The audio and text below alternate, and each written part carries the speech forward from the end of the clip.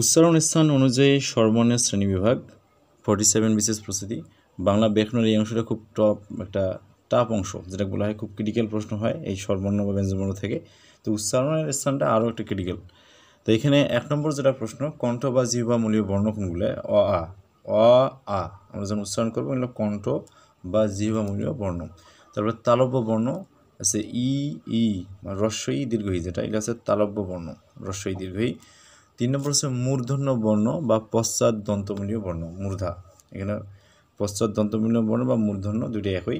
এটা হচ্ছে কি রি, এটা হচ্ছে রিটা হচ্ছে মূর্ধন্য বা পশ্চাৎ দন্তমূলীয় বর্ণ। 4 নম্বর এখানে হচ্ছে কি ওষ্ঠ বর্ণ, ওষ্ঠ বর্ণ কোনটা? রস্বউ দীর্ঘ হচ্ছে কি এই দুইটা ওষ্ঠ বর্ণ। 5 নম্বর হচ্ছে কণ্ঠ তালব্য বর্ণ, এটা হচ্ছে কি এ আর ওই, কণ্ঠ তালব্য বর্ণ এ ওই।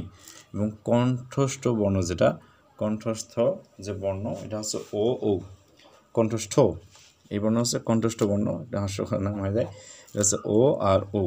এই 6টা যে বর্ণগুলো আছে উচ্চারণ স্থান বিভিন্ন পরীক্ষা আছে, বিশেষের জন্য অনেক গুরুত্বপূর্ণ এবং প্রশ্ন আসলে অনেকটা কনফিউশন তৈরি হয়। এই জন্য এই প্রশ্ন যেগুলো দেওয়া আছে উত্তর সহ অবশ্যই ভালো করে জানতে হবে। এরপরে এখানে আরেকটু অ্যাড করি, তা হচ্ছে যে ভাষার 4টি মৌলিক শাখা। আমরা জানি যে ভাষার 4টা মৌলিক শাখা আছে, অনেক গুরুত্বপূর্ণ এবং পরীক্ষায় দেখব যে কনফিউশন হয়ে যায় 4টা অপশন দেওয়া থাকলে। তো আমরা এই 4টা যে মৌলিক শাখা আছে একটু জেনে নেই। এটা হচ্ছে কি ধ্বনিতত্ত্ব। এই ধ্বনিতত্ত্বের আবার আলোচ্য বিষয় আছে। ধ্বনিতত্ত্বের মধ্যে কী আছে? সন্ধি, নত, শতবিধি। মূলত এই কটা পরীক্ষা থাকতে পারে।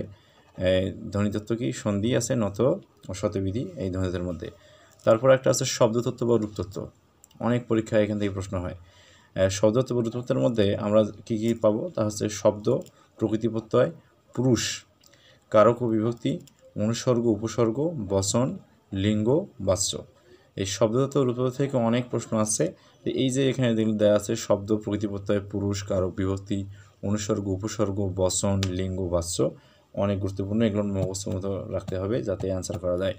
3 নম্বর যেটা দেওয়া আছে বাক্যতত্ত্ব বা পদক্রম। এই বাক্যতত্ত্ব আরেকটা নাম হচ্ছে পদক্রম, দুইটাই থাকতে পারে। তো এইখান থেকে যে বিষয়টা আসে আর কি, বা আলোচ্য বিষয়, বাক্যতত্ত্বের আলোচ্য বিষয় কোনটা? সেটা হচ্ছে কি ছেদ চিহ্ন, বাগধারা, পদবিন্যাস।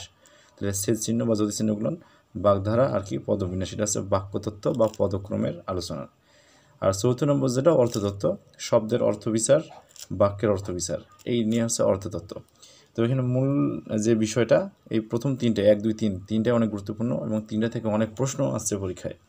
সো এগুলো অনেক গুরুত্ব সহকারে পড়তে হবে।